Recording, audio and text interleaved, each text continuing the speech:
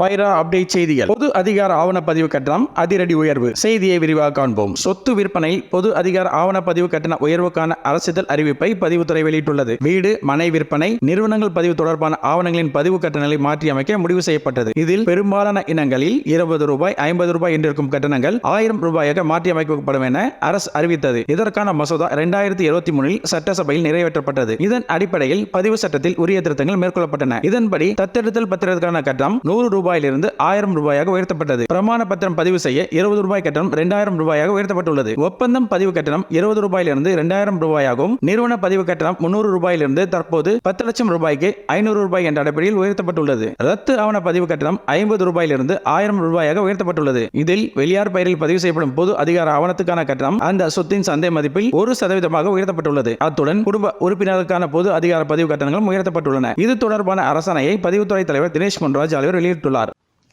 நண்பர்களே, இந்த வீடியோ உங்களுக்கு பிடித்திருந்தால் லைக் பண்ணுங்க, ஷேர் பண்ணுங்க, மறக்காம கமெண்ட் பாக்ஸ்ல கமெண்ட் பண்ணுங்க.